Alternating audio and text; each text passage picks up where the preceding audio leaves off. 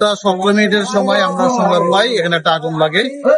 আমাদের Baridhara fire station থেকে 2 minute ঘটনাস্থল থেকে রওনা দেয় এবং 10 মিনিটের ভিতরেই আমাদের ঘটনাস্থলে এসে পৌঁছে। এসে পৌঁছে থাকে 6 তলা ভবন, নিচতলায় হইল হাটের দোকান, দোতলায় হইল একটা বিউটি পার্লারের দোকান এবং 3 তলা থেকে 6 তলা পর্যন্ত আবাসিক ভবন। দোতলায় আপনার প্রচন্ড আগুন এবং প্রচন্ড ধোঁয়া, সাথে সাথে আমাদের 2 মিনিট কাজ শুরু করে এবং তাকে সাহায্য করার জন্য আমরা তেজগাঁও থেকে 2 মিনিট ঘটনাস্থলে পাঠাই। ঠিক 30 মিনিটের ভিতরেই আগুনটা আমাদের নিয়ন্ত্রণে চলে আসে এবং 13টা 40 মিনিটের মধ্যে আগুনটা সম্পূর্ণভাবে নির্বাপন করা হয়। প্রচন্ড ধোঁয়ার কারণে উপরে ধোঁয়াগুলো উঠে যায়। আমরা চিলি কুটাই, আমরা 3 আমরা আহত এবং নিহত অবস্থায় পাই এবং একজনকে বাথরুমে অবস্থা পাই। চিলিকুটার যে দরজাটা ছিল সেই দরজাটা বন্ধ ছিল ছাদে যাওয়ার জন্য।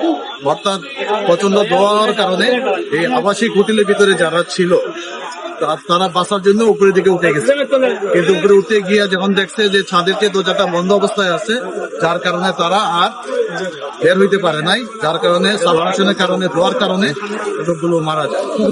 4জনকে মৃত অবস্থায় উদ্ধার করি এবং পুলিশের কাছে খুনের কারণটা আমাদের তদন্ত সাপেক্ষে, যেহেতু আমরা কাউকে মালিক কর্তৃপক্ষ কাউকে পাই নাই এখানে, যার কারণে আগুনের কারণটা তদন্ত সাপেক্ষে এবং